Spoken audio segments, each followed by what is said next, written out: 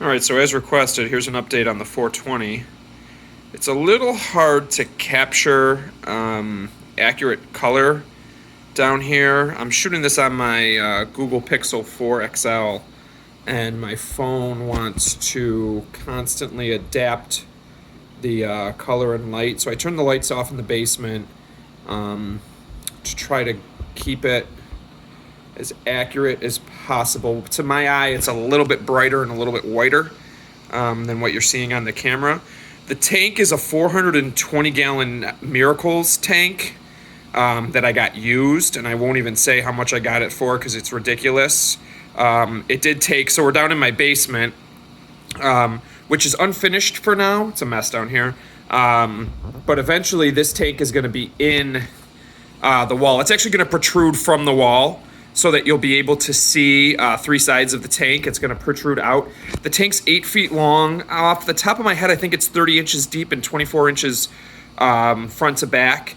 And I will say, had I not gotten it as a used tank, I would definitely not recommend a 30-inch deep tank. To reach the bottom of this tank when it's full, I need a snorkel because my face is getting wet. There is no way my arms, even standing on a platform, and I'll take you around the back of the tank. I built a platform into the stand, so the stand protrudes out 12 inches on the back. And the stand is constructed out of 2x6s. I just followed a real basic plan that I had found on Reef Central. Even with standing on that platform, so I'm standing at the base of the tank, there's just no way to reach the bottom. So it's gorgeous, and it leaves tons of room for coral growth and the fish to swim, and all of that is great. And I can't complain about the price because it was not expensive at all. It was stupid cheap, but it is a pain to get to the bottom of it. So I try to stir the sand bed regularly. There's a bunch of sea cucumbers that keep, here's one here, they keep reproducing on their own. I don't know if these guys, I think they split and they reproduce asexually. Here's some shy fish. So there's a ton of them in there. They do a pretty good job keeping the sand bed clean. There's actually another cucumber up there, a couple clownfish, some snails, a Aptasia-eating filefish who's not doing his job because I'm seeing a bunch of Aptasia down here. You can see some of the damage from the alkalinity spike on the Montes here. Some of it's still alive, and some of it's just not alive. The purple stylophore is doing good, and it's got white growth tips on it again, so it looks like it's bouncing back okay from the alkalinity spike. Otherwise, this tank is pretty low maintenance. I throw the gyres in like a vinegar bath once a month or so. The one thing about gyres is if you don't keep them clean, they do lose their flow pretty quickly, and it's noticeable. So I try to keep those as clean as possible. Here, I'll give you an end view of the tank. It's 8 feet long, so there's a lot of real estate here, and the glass could use a cleaning. I try to wipe the glass daily. I work out down here in the basement in the morning, so I come down, I wipe the glass, do some alkalinity testing in the fish room just about every day, check the top off. That's sort of my routine. Now during our unplanned social distancing, I've got more time for water changes and maintenance, so all the tanks are getting a little bit of extra love.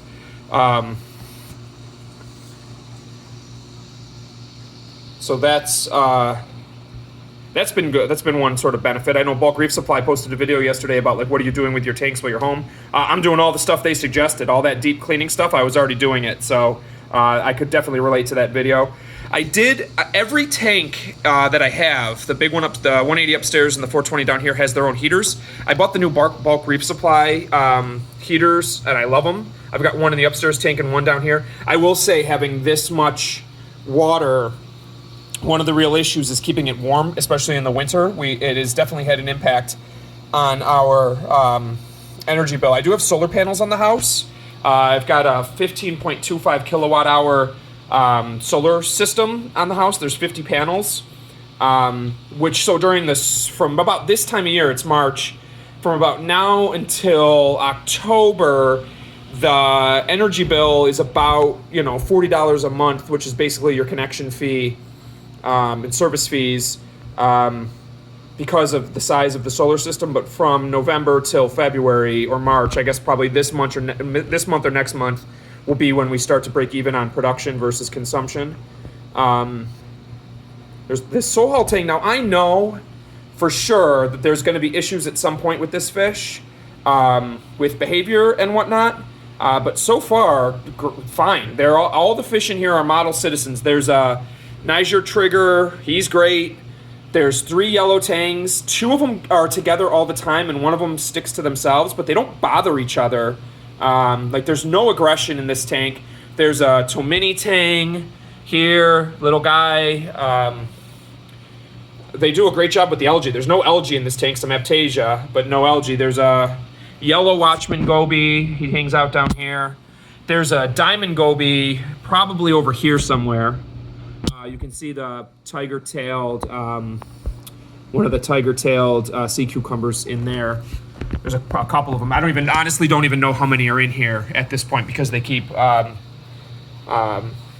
reproducing. There's a orange Antheus hiding in there. There's this guy's gorgeous. The DiGiardini sailfin tang is big. His color, when he gets stressed, his color goes away and it's not as pretty, but so he's a little lighter than he normally is right now. But he's a great fish. They're all fat and healthy. I feed them probably too much, especially when I'm home. These guys are eating better than the baby. I saw a lot of really nice comments about the baby in the last video. She's adorable. We love her. It's been phenomenal. I have a 12-year-old daughter too. So it's been a fun and exciting year for us.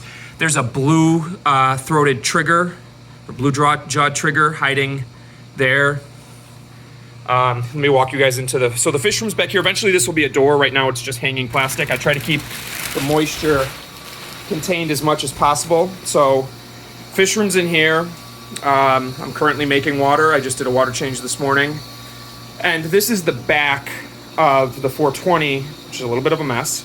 But you can see I built a platform into the stand, which I have once fallen off of. I landed right here. Luckily, I landed on my butt, which wasn't too bad. The tank is lit by 3, which is a weird number. AI Hydra 26 HDs. I'll add another one eventually, but they came off of the upstairs tank, and I really haven't put a lot of money into this tank. It's really like the coral came from upstairs. A lot of the lighting came up from upstairs. It's just a mix of things that I just sort of relocated from upstairs, basically. There's a blue Reef Bright strip that came from upstairs. The LED strips came from upstairs.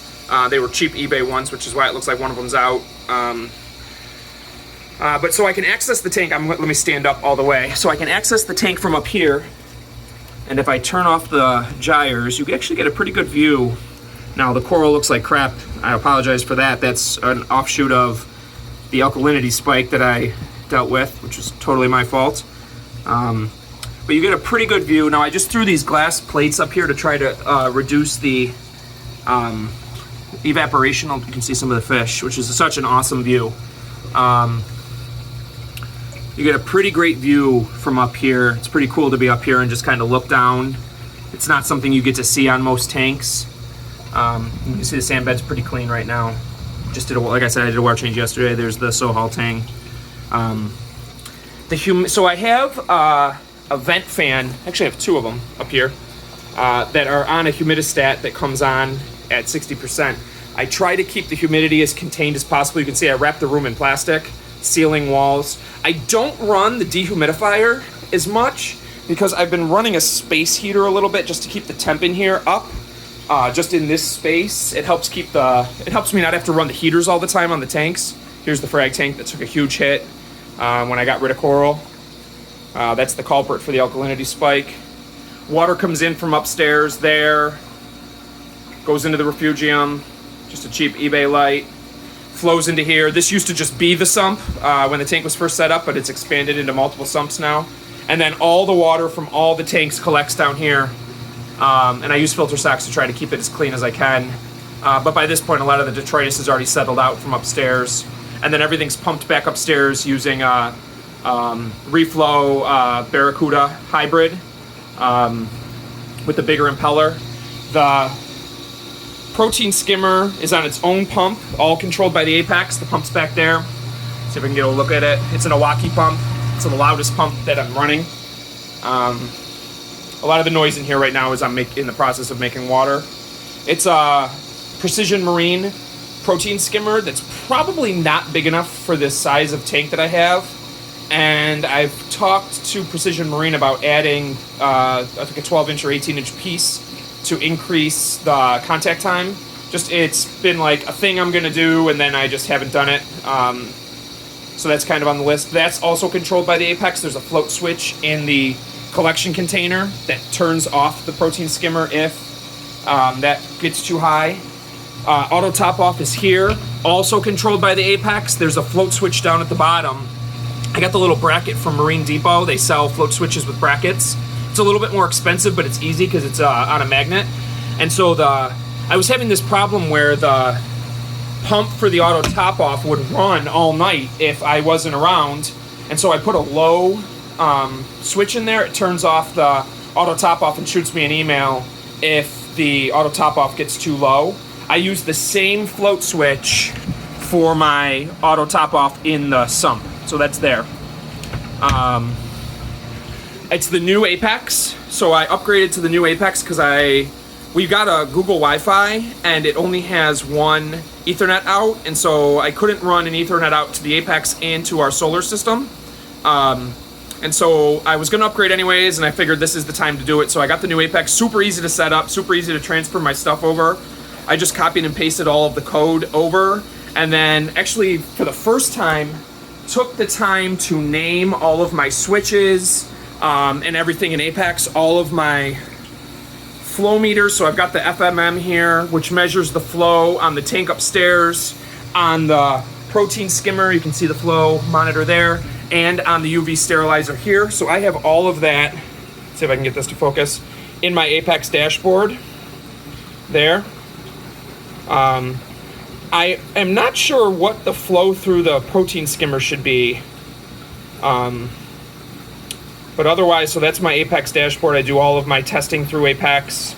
And then I'm just using this Jabo dosing pump with, so I'm dosing 3. I'm not actually using the middle one, or the third one right now. Usually this was no-pox, but I ran out, and it's probably time to refill that, but everyone's closed now.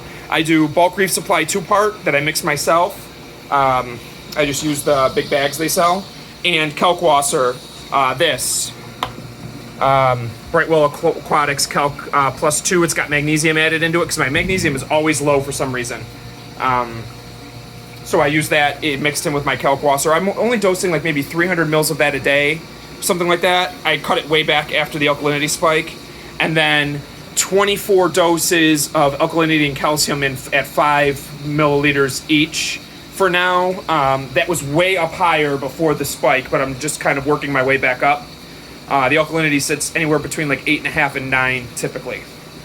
So that's the fish room and the downstairs tank. Let me know in comments if you got questions or you want to see other stuff, because I can show you that too. See you guys.